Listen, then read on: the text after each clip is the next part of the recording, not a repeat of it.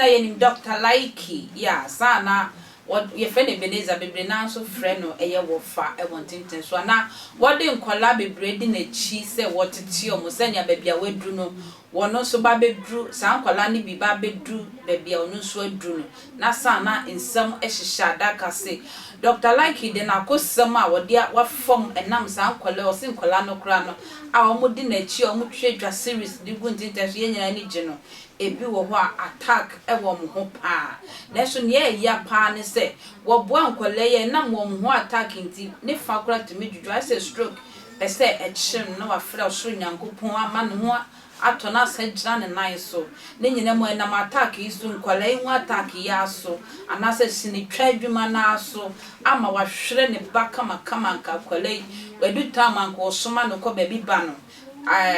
odumanko wawo agene be krefi ni nseme na modwuma anase sinitwa wo 20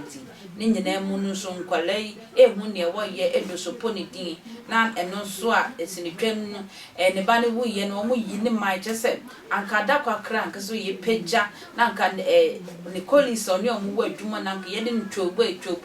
no saada no obi ayi ne mai ankwala wo di na chin so eyi ne mai ama na wura ho pai wo sinitwa adwuma no nti o jantinten so ka tro bia so wo mo bibia 2 weeks pe eye sinitwa adwuma no wo be jai no no ankasa akokyere ne dia wono so be ba ntinten so dia brɛ me enti Likee emrasia adwuma no homoden a wo bɛbɔ no ene nipa no behu a obɛdai obɛfrɛw da bia meka asɛm we voice na so den enkwa ɛhɔ no obɛkɔ because leader no ada namu yede mo pe atisa obi tisika to credit behwew na ne nam no o be fun ma two boys ni fo a o muntie ukoye bi ma we ya how uye bi ma we ya how ukoye ma we ya how a problem problem emma wan kasa me problem papa j a problem me se say no mi jaye mu ano no enipa mi jaye adwuma na ebia kakra ma ye agumi die mu ye aboske na company sankola ni mi enu nti na nda so ye adwuma nka ma jaye bla aboske ni company nya se ama da so ye adwuma no se wo mo adwuma be no mbetima oni adwuma bia aboske wo ja na adwuma be se se mi akoro ya ohun ba be 2 weeks time there me breaki papa je mi face problem pa o mano ho adwuma ni mu kola o munti afutuo akola no be hairstyle kakra bi no office wa hairstyle onim se wa wie ubetu ni fo sa ha etoro aha ye mfa ha sansuo we ya nwimu nam eno no bewe no fa sorry o ja o mo so a enkora o ja o mo afa papa je right now ese me dwene myself papa je ekọ 1 year we are me tanda me nya adwuma kra ngu me yema amanfo nko a se me yema papa je a we ba na ne buofu je na obi kwa timi hu me no obuna but nya no na me hwa producers e bi hu no omobuofu obuna but nya no na me hwa na se me kwhia ba ko bi ono so no kasa pa o se ono wa nanti ache ba hu nya adwuma man da me timi moni di asem nie 80 pam no twa no ametim baby anything na want to retirement offer oh me papa je nyama me baby am ase me kokoko no ekofa papa je abroso too much offer too on kasa say that and them papa je too much mami 2 weeks time nya bi se me ye kwa ya me de kakra bi de bi aboske ni company na ma so masne na ma bo apart from no unye producer bi adwuma bi dabi me nya adwuma bi me jaye adwuma na ankasa o jasi ni twa me nye me jaye me nye apart from aboske any you can say company sabe o ma me ho mfa na otifi akora na ye kakra de ko aboske wono ana hwefie o eti se wo mu mienu nti no me de wo mu hye ba bi a na ma ye adwuma kakra sabe ya da bi a o mu system nim ohun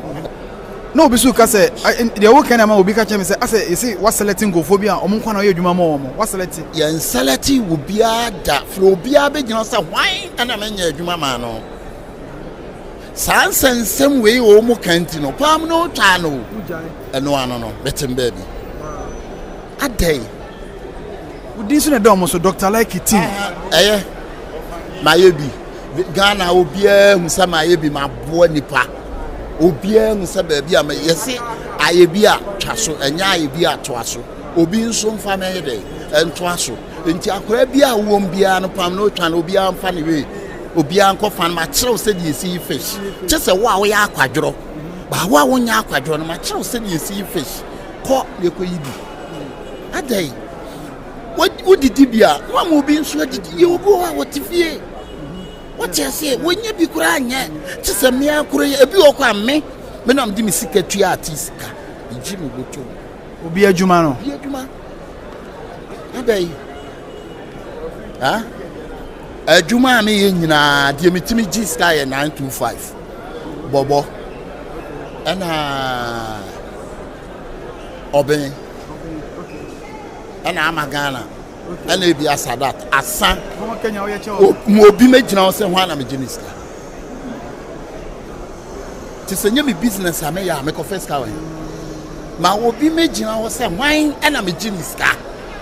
adai eno so na kama nyame peja wo no na ka nyame hira wo no too much oko to baby ni agomu a mimi didi ma wo mu binum bi edimi si ho yeme a yedi matama bi kame ma me a wawu nyina but wo se me type of nipa bi a enfa asem nya ase enti omudi watama wote mete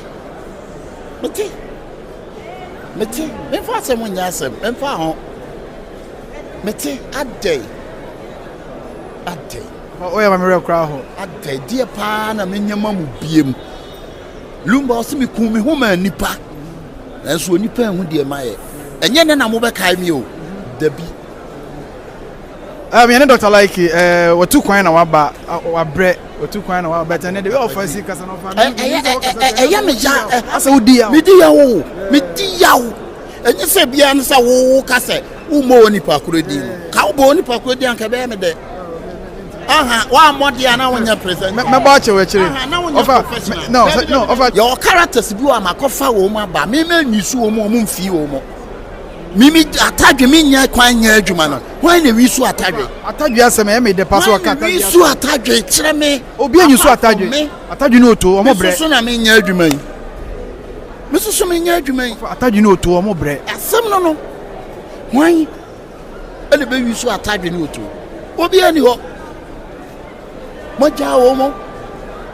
tse me akuru ya na msa akofa atadwe me ko fa atadwe no sa ba hiti pe na mo sa be fa no na enkura na so den utu wo mo fo a o mu ntie ka de maduri nka ma home na mete na mo nkura no nka mo ye adwuma ba mo so den ne kasa ye tumfo a mu ntie nti adai menye de biem beso me wa abusua o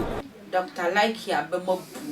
sesi a wo ye yi antwe wa bembebu sesi a na so enu kwan se Likee abemabu mesese obe Likee attention TV amame makra